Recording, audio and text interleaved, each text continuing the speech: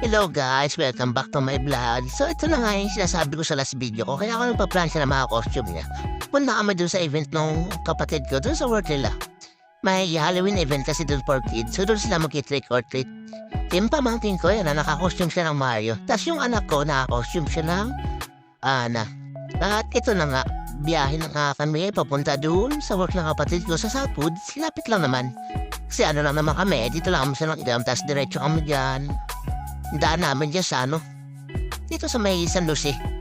So ito lang nga, papunta na kami sa may entrance sa may bukana ng Southwoods Mall. Bali, akit kami dyan sa 4th floor tsaka 6th floor o 4th hanggang 6 pang iikutan namin para mag-trick or treat doon. Iba-ibang department doon sa Balor, pero Balor lang. So dito, binaba na nga namin sila pagbaba dito sa may bukana, entrance ba? Picture muna, yan, habang inaantay nila kami dyan. Nagapa may parking ka ng bayo ko. So ito, pasok na nga kami. Nakita agad nila to si Lucifer. Santanas ba kung tawagin ng mga bata? Santanas sila. So ito na nga kami. Akyat kami ng 4th floor. Pero magaga pa kami na ito guys Siguro mga 7:45 pa lang kami. Tapos may mga kasalubong namin na nagbababaan. Yung mga nauna, kasi 7 na-start yung program nila. So batch by batch yan. So kami, ang start namin, pang 8 kami. 8 p.m. Meron pa siguro pang 9, tsaka pang 10. So yan, nandito namin sa 4th floor. Tagitay na lang kami ng 8. Mag-8. Tapos papapasok kami dyan sa pang 8 mamaya. Waiting kami. So ayun, makakasabay namin, Sabay kami papasok sa loob niyan. So pila kami niyan. Palabas na, yung mga unang batch niya kanina, naglalabasan na din. May kita dyan. Nakakasalubong namin yung mga iba. So yan loob. So ito na nga guys, papasok na kami.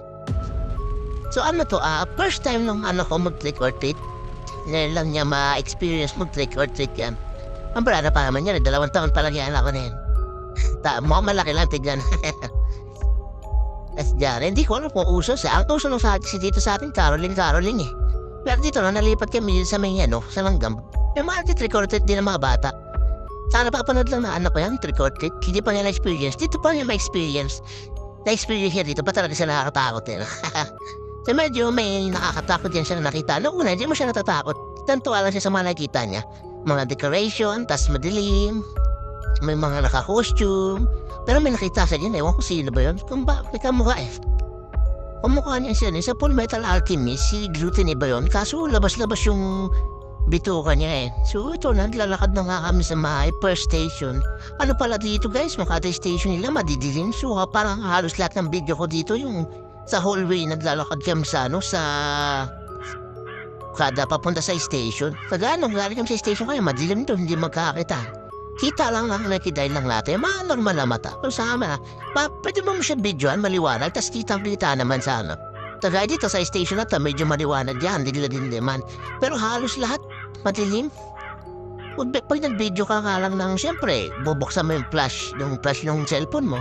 Pag nag-video ka nagbablog ka, tutok-tutok mo, nakakaya naman pag matututok mo. So, dahil makasunod mo dyan na tao. Siyempre, tututok mo yung cellphone, maliliwanaga, masisilaw sila. Parang mo ka naman, di ba? Kaya, inano na lang namin, nag-video na lang kami kung saan may maliwanag na parte ba. O saan lang kita, in-edit ko na lang kung saan yung medyo nanilag. Dami habang ng video Tapos dito sa na to, sa station na to, sa area na to, meron silang props dito na naka-apre, yan Pero hindi ay parang mahanap pa yung naka-apre. Sabi nila, monster. Pero sa atin mga matatang naka-apre yan. So yung mga picture guys na siyempre madidilim, picture na lang kami, tignan na lang sa upload ko na mga picture. As ito, dumaan siya mga awikir. Doon kanina, galing kami sa station niya, nakakatakot kasi ang dilim din talaga sobra. Tapos may sound effects pa siya na yun sa speaker niya na umiyak, tapos biglang manggugulat.